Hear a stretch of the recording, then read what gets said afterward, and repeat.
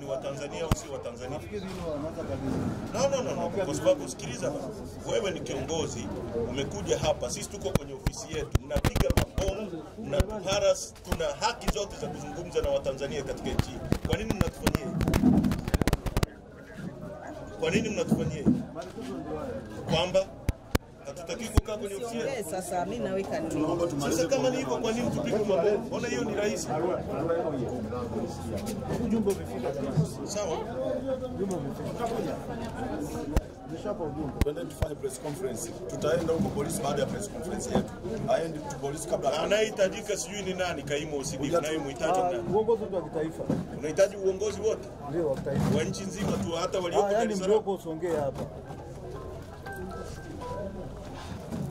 Hakuna anayejua kutoka kwenye chama chetu wala uongozi wetu kwamba mwenyekiti wetu yuko wapi, tofauti na taarifa ambazo tunapata.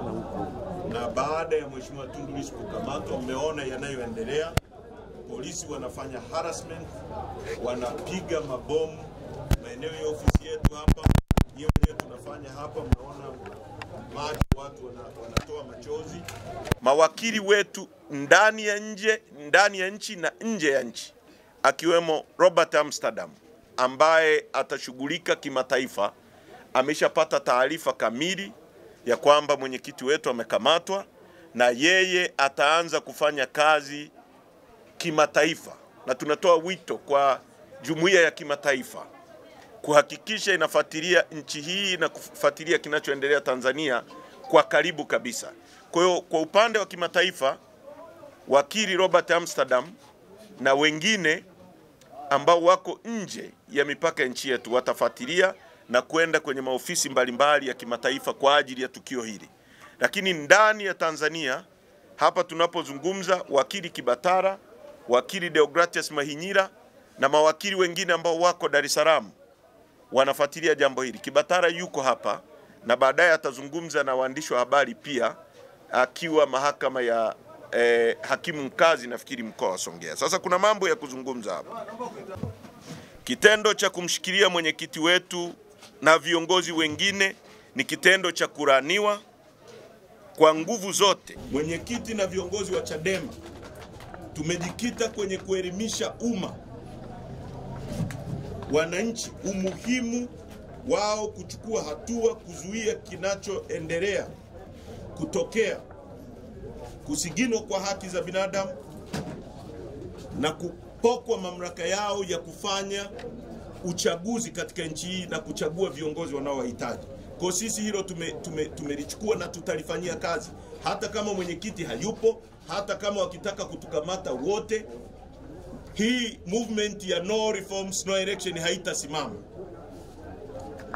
Kushikiliwa kwa mwenyekiti kwa Lissu ilikuwa ni matumizi makubwa sana, kwa sababu Lissu ni kiongozi ambaye angeweza kuitwa na akajipresent yeye mwenyewe polisi kwa muda ambao wangekubaliana, lakini kwenda kumkamata kwa kupiga mabomu na kutumia excessive power kwa mtu mmoja ambaye pia tunajua hali yake alionayo, ilikuwa ni kitendo cha kulenga kumdhuru zaidi, kwa sababu tunajua Lissu alipigwa risasi mwaka 2017 na hali yake ya afya wote tunaijua.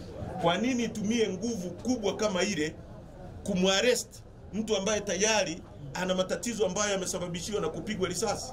Lakini vile vile tukitaka kujua kwamba hili tukio ni tukio ambalo limelengwa katika labda kumdhuru Lissu au hata kumuua, ni hawa watu tangu mwaka 2017 Lissu alipopigwa risasi mpaka sasa hakuna uchunguzi wowote umefanyika na kutolewa kwa Watanzania ni kina nani walimpiga Lissu risasi na kwa nini hawajashikwa mpaka sasa. Kwa nini hakuna kesi yoyote ambayo imeshafunguliwa na watu kukamatwa kuwekwa ndani kwa tukio lile la kinyama? Chadema inaongoza kampeni ya kupinga vita ubadhirifu wa fedha za umma kama ilivyozungumza ripoti ya CAG, na hiyo iko kwenye ibara ya 27(2). Watu wote watatakiwa na sheria kutunza vizuri mali ya mamlaka ya nchi pamoja na kupiga vita aina zote za ubadhirifu na uharibifu wa mali za Tanzania. Kwa hiyo Chadema inachofanya, inasimama kwenye katiba ya nchi yetu kuhakikisha tunatetea rasilimali za nchi na mali za nchi yetu.